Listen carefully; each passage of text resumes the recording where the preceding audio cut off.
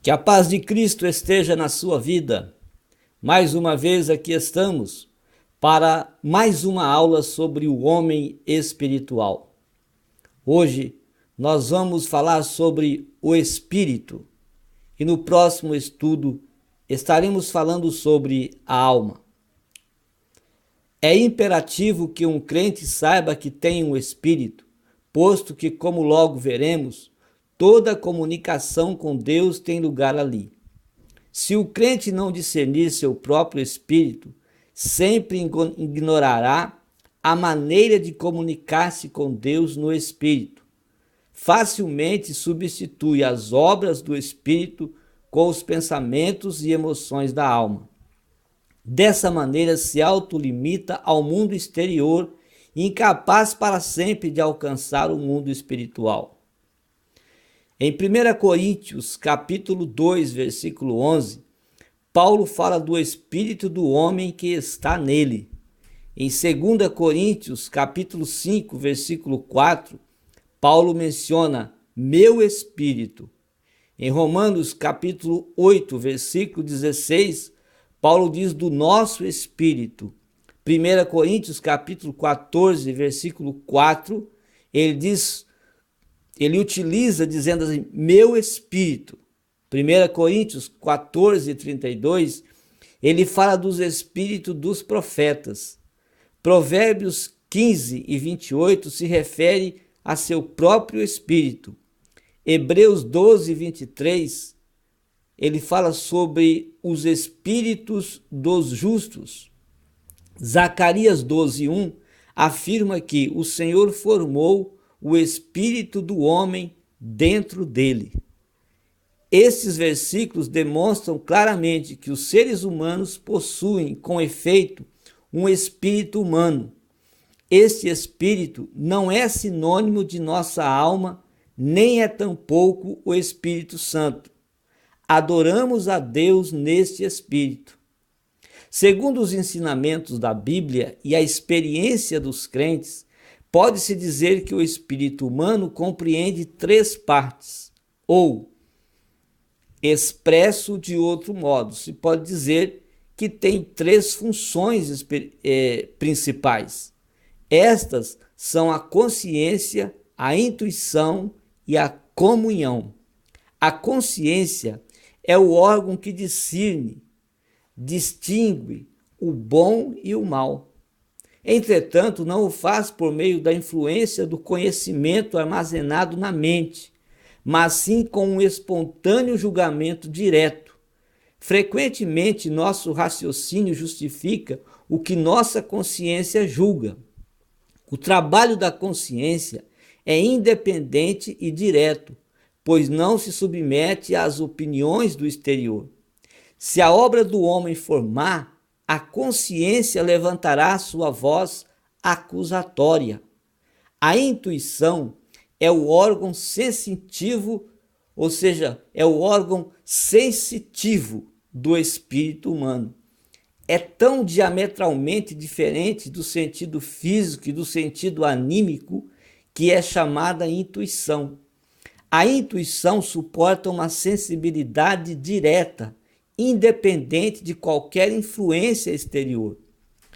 Esse conhecimento que nos chega sem nenhuma ajuda do pensamento, da emoção ou da vontade é intuitivo. Sabemos por meio de nossa intuição e nossa mente nos ajuda a compreender. As revelações de Deus e todos os movimentos do Espírito Santo são perceptíveis para o crente através da intuição. Em consequência, um crente deve levar em consideração dois elementos: a voz da consciência e o ensino da intuição. A comunhão é a adoração a Deus. Os órgãos da alma são incompetentes para adorar a Deus. Não podemos receber Deus com nossos pensamentos, sentimentos ou intenções, porque unicamente podemos conhecê-lo diretamente em nossos espíritos. Nossa adoração a Deus e as comunicações de Deus conosco acontecem diretamente no espírito. Tem lugar no homem interior. não na alma ou no homem exterior. Assim podemos concluir que estes três elementos, consciência, intuição e comunhão, estão profundamente interrelacionados e funcionam coordenados. A relação entre consciência e intuição é que a consciência julga segundo a intuição, condenando toda conduta que não siga as diretrizes dadas pela intuição. A intuição está relacionada com a comunhão ou adoração em que Deus se dá a conhecer ao homem pela intuição e lhe revela sua vontade também por meio da intuição. Nem a expectativa, nem a dedução nos dão o conhecimento de Deus.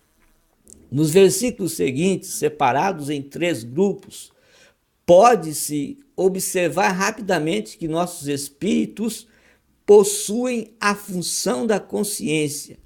Note-se que não dissemos que o espírito é a consciência. A função da intuição ou sentido espiritual é a função da comunhão ou adoração. A função da consciência no espírito do homem. Deuteronômio 2:30 diz: o Senhor teu Deus lhe endurecera o espírito. Salmos 34:18 nos diz: salva os contritos de espírito. Salmos 51:10, Davi disse assim: renova em mim um espírito estável. Tendo Jesus dito isto, turbou-se em espírito, está em João 13:21. Revoltava-se nele o seu espírito, vendo a cidade cheia de deuses estranhos. Atos 17:16.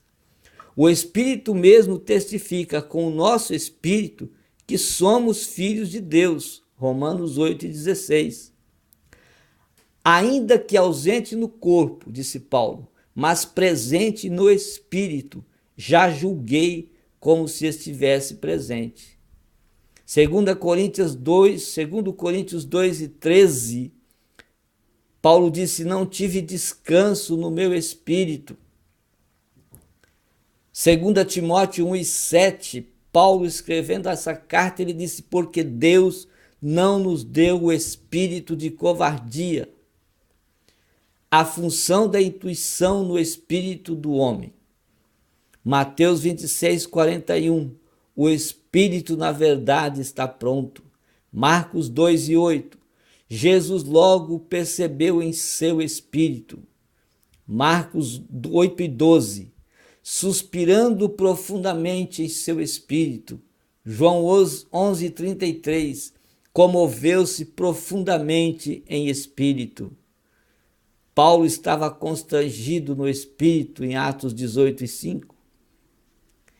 Em Atos 18:25, fala sobre sendo fervoroso de espírito, constrangido no meu espírito.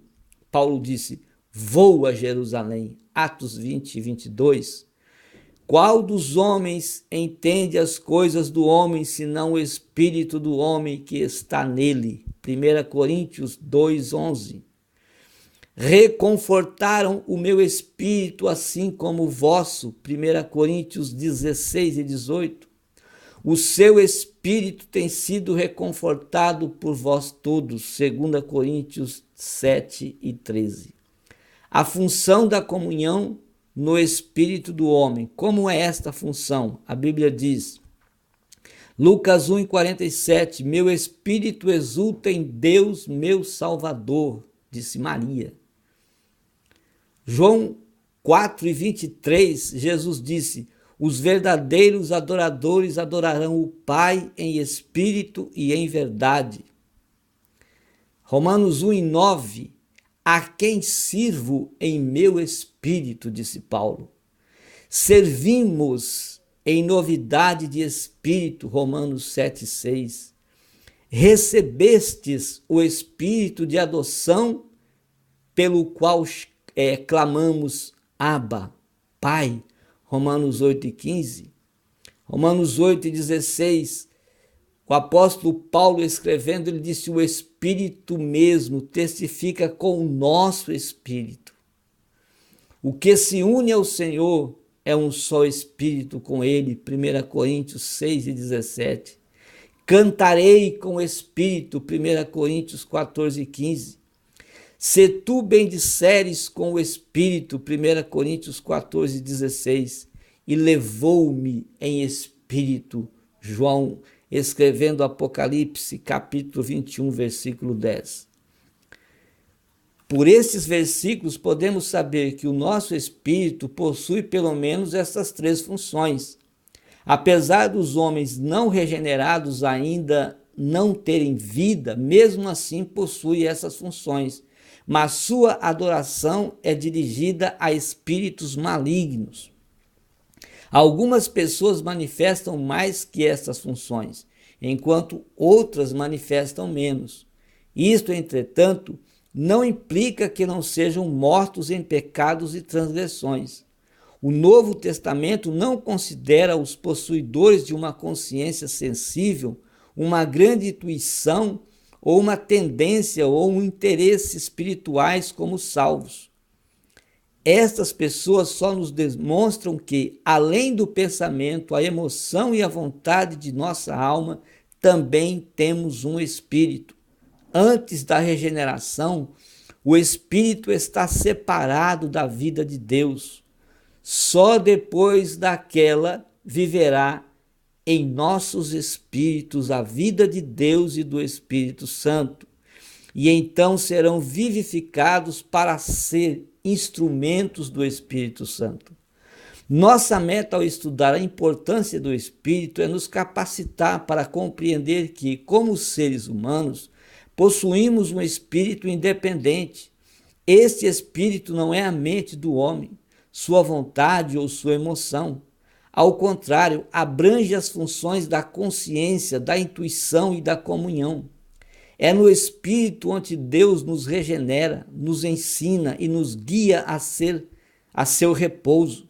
Mas é triste ter que dizer que, devido aos longos anos de domínio da alma, muitos cristãos sabem muito pouco de seu espírito. Deveríamos tremer diante de Deus e lhe pedir que nos ensine através da experiência o que é espiritual e o que é anímico. Antes que o crente nasça de novo, seu espírito fica tão submerso e envolto por sua alma que lhe é impossível distinguir se algo sai da alma ou do espírito. As funções desse se misturam com as daquela.